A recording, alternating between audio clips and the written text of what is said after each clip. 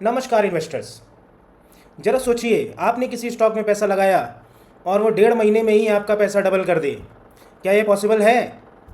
बिल्कुल पॉसिबल है। आज जो मैं स्टॉक की बात करने वाला हूँ उसने ऐसा कर दिखाया है, और वो डिफेंस सेक्टर का स्टॉक है। तो आप गेस कर सकते हैं कौन सा स्टॉक है? वो है Apollo Microsystems limited. Apollo Microsystems limited ने पिछले 6 वीक में 101% का उछाल दिया है अपने स्टॉक प्राइस में। तो जिन लोगों ने उसको सही टाइम पे पकड़ा उनका पैसा डबल हो गया है, 1.5 महीने में पैसा डबल। बट जिन लोगों ने मिस कर दिया है उनके लिए अब क्या इस स्टॉक में कुछ बचा है? उसी को डिस्कस करने के लिए आज मैं ये वीडियो लाया हूँ। तो चलिए पहले एनालिसिस करेंगे कंपनी के बारे में, कंपनी के वैल्यूएशंस, कंपनी करती क्या है, और कंपनी के आगे की ग्रोथ देखेंगे। फिर फाइनल जो हमारा एनालिसिस होगा वो टेक्निकल एनालिसिस होगा, जो हमें बताएगा कि इसमें पैसा लगाना है अभी या फिर नहीं लगाना है। तो चलिए स्टार्ट करते हैं। Company overview. Company defence sector की है और ये स्पेशलाइज करती है डिफेंस इंस्ट्रूमेंट्स में, including avionics, weapon electronics and payload electronics for esteemed clients like DRDO, ISRO, Indian army and Indian navy also. Company establish हुई थी 1997 हैदराबाद में। मेजर कॉन्ट्रैक्ट इनको मिलना स्टार्ट हो गया डीआरडीओ से 2005 में, और 2010 तक ये इंटरनेशनली एक्सपैंड होने लगे थे। और रिसेंटली इन्होंने अपनी आर.एन.डी को बहुत तगड़ा किया है। 2023 से ये कटिंग एज सॉल्यूशंस प्रोवाइड कर रहे हैं for DRDO, ISRO, Indian navy and Indian army. अब जो नेक्स्ट हम बात करने वाले हैं, इनको रिसेंटली एक बहुत बड़ा एक्सपोर्ट ऑर्डर मिला है, करीबन 110 करोड़ का ऑर्डर है। और अगर वो इसको टाइमली एग्जीक्यूट कर देते हैं तो इनकी एक्सपोर्ट प्रेजेंस भी बहुत तगड़ी हो जाएगी। और जैसा कि मैंने ऑलरेडी बताया था, स्ट्रॉन्ग आर.एन.डी कैपेबिलिटीज़ है इनके पास, और इन्होंने आर.एन.डी में काफ़ी अपना खर्चा बढ़ाया है रिसेंटली। तो अब ये कटिंग एज सॉल्यूशंस भी प्रोवाइड कर पा रहे हैं। इन सभी को देखें तो इन्वेस्टमेंट पोटेंशियल अच्छा है इस स्टॉक में। बट ऐसे ही आंख मूंद के किसी कंपनी में इन्वेस्ट नहीं करना है, क्योंकि कई बारी कंपनी अच्छी होती है बट आपको साल भर रिटर्न ही नहीं मिलता, उल्टा 20-40% का लॉस मिल सकता है। क्यों? क्योंकि उसके वैल्यूएशंस बहुत हाई हो चुके हैं। तो वो चीज़ हम लोग सारा यहाँ पर स्टडी करेंगे। Next, core strength of this company. R and D innovation इनका कोर स्ट्रेंथ है, और डिज़ाइन कैपेबिलिटीज़ इनके पास हैं अब, क्योंकि इन्होंने आर.एन.डी में बहुत खर्चा बढ़ा दिया है, काफ़ी एक्सपेंसिव आर.एन.डी करने लगे हैं ये लोग। और कस्टमर रिलेशनशिप, थर्ड पॉइंट बहुत इंपॉर्टेंट है, कस्टमर रिलेशनशिप। कस्टमर रिलेशनशिप इनका बहुत तगड़ा है। जो भी कस्टमर ये जोड़ते हैं वो कस्टमर एट्रिशन रेट इनका 0 है। इसको मैं समझाता हूँ। कस्टमर इनको छोड़ के ही नहीं जाता। इतने बढ़िया सॉल्यूशंस टाइमली एग्जीक्यूट करके देते हैं कि वो कस्टमर इनके साथ टिका रहता है। इससे अच्छा क्या हो सकता है कंपनी की ग्रोथ के लिए? नया कस्टमर जोड़ा, वो जुड़ गया, फिर और जोड़े, वो भी साथ में बने हुए। तो लगातार कस्टमर्स बढ़ते जा रहे हैं, और अब तो इनको अच्छे खासे एक्सपोर्ट ऑर्डर्स भी मिलना स्टार्ट हो चुके हैं। ऑर्डर बुक अपडेट देख लेते हैं। किसी भी कंपनी का फंडामेंटल एनालिसिस अगर आप कर रहे हैं तो आपको ऑर्डर बुक देखना बहुत ज़रूरी है।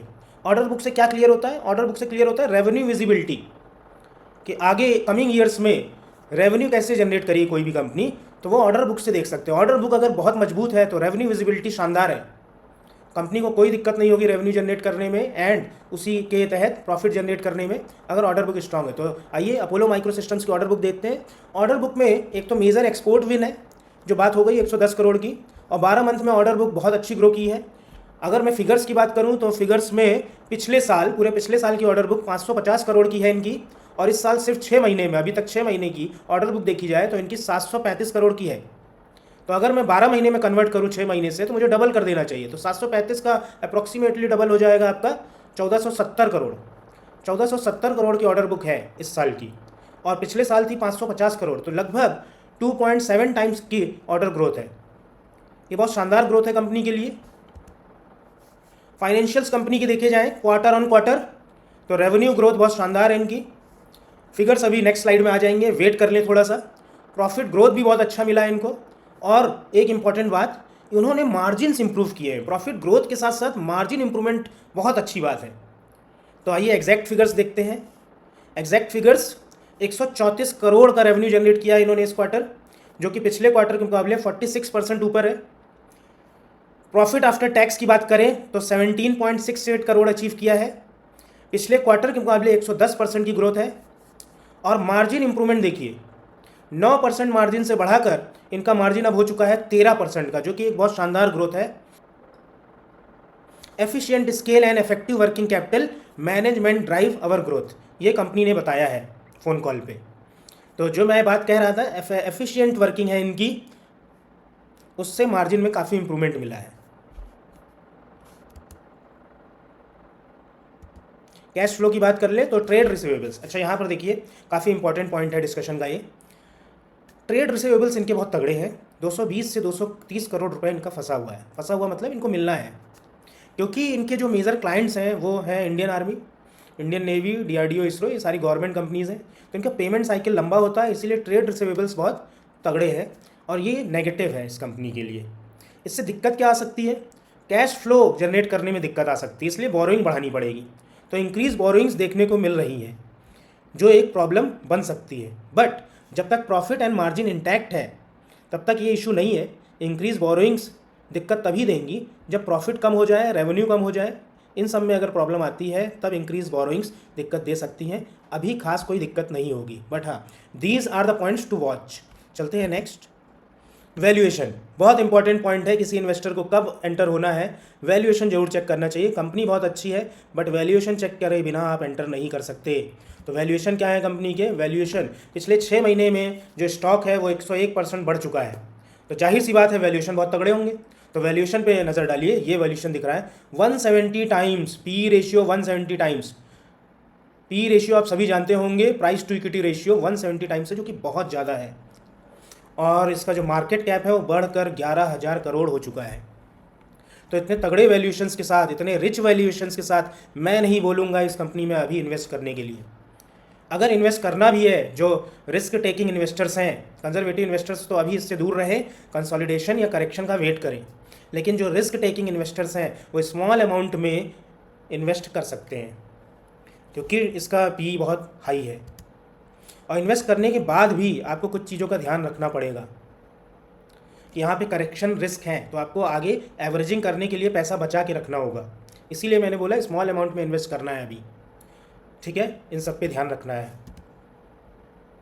कैटलिस्ट क्या है, ग्रोथ के कैटलिस्ट यहाँ से एक्सपोर्ट ऑर्डर टाइमली एग्जीक्यूट कर दे तो इनके लिए बहुत अच्छा रहेगा और तगड़े ऑर्डर्स मिलना स्टार्ट हो जाएंगे। जो रनिंग ऑर्डर्स हैं डीआरडीओ पीएसयू डील्स के, वो टाइमली एग्जीक्यूट हो जाए। न्यू डीआरडीओ पीएसयू ऑर्डर्स मिल रहे हैं इनको, ठीक है, ये सब ग्रोथ कैटलिस्ट हैं। और एक ग्रोथ कैटलिस्ट है इंडियन गवर्नमेंट का इंडिजिनस वेपन्स बनाने का मकसद।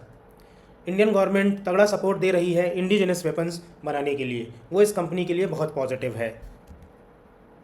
की रिस्क क्या है, की रिस्क है एग्जीक्यूशन डिलेज हुए तो रेवेन्यू जनरेट करने में दिक्कत आएगी, रेवेन्यू जनरेट कम होगा तो प्रॉफिट कम होगा, तो यहाँ से दिक्कतें स्टार्ट हो सकती हैं। एग्जीक्यूशन इनको टाइमली करना पड़ेगा। ये माने कि ऑर्डर बुक बहुत बढ़ चुकी है तो एग्जीक्यूशन डिलेज फिर भी इनको नहीं करने होंगे, ठीक है।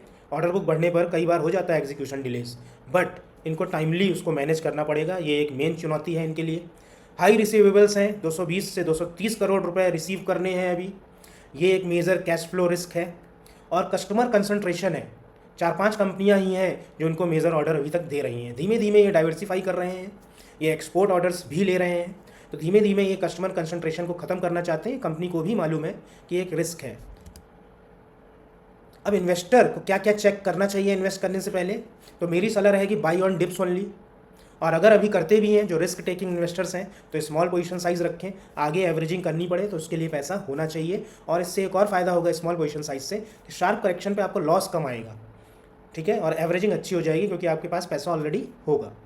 तो ये साथ में कंपनी पे लगातार कंपनी के ऑर्डर बुक पे नज़र बनाए रखें, कंपनी के रिजल्ट्स पे नज़र बनाए रखें, क्वार्टर ऑन क्वार्टर ग्रोथ कितनी हो रही है, क्या वो इस प्राइस टू इक्विटी रेशियो को जस्टिफाई कर पा रही है, तब तक कंपनी में बने रहें। और अगर आपको प्रॉफिट होता है तो आप डिसाइड कर सकते हैं कब आपको एग्जिट लेना है। तो चलिए इसके बाद अब बढ़ते हैं फंडामेंटल एनालिसिस की तरफ। ये डेली टाइम फ्रेम पे चार्ट है और यहाँ पे अगर मैं वॉल्यूम्स की बात करूँ तो यहाँ पे देखा जाए, इस पार्ट में देखिए आप, यहाँ पर फंडामेंटल इन्वेस्टर्स एंटर हुए हैं, यहाँ पे इन्वेस्टर्स एंटर हुए हैं। और जब इसने मूवमेंट जनरेट किया ऊपर की तरफ तो यहाँ पर मैं कह सकता हूँ कि स्विंग ट्रेडर एंटर हुए हैं। यहाँ पे फंडामेंटल इन्वेस्टर का जोन था, यहाँ पे स्विंग ट्रेडर एंटर हुए हैं, स्विंग ट्रेडर्स ने यहाँ पे प्रॉफिट बुकिंग की है and again fundamental investors enter हुए हैं यहाँ पर। अब देखते हैं अगर यहाँ पे वॉल्यूम सपोर्ट मिलता है तो स्विंग ट्रेडर्स भी आएंगे, जिससे स्टॉक ऊपर भी जा सकता है, तो इसके ऊपर जाने की पॉसिबिलिटी भी है यहाँ से। तो चलिए देखते हैं यहाँ पर क्या होगा और एक बार फिबोनाची लगा के चेक करते हैं कि कौन सा लेवल ये अचीव कर सकता है ऊपर जाने पर।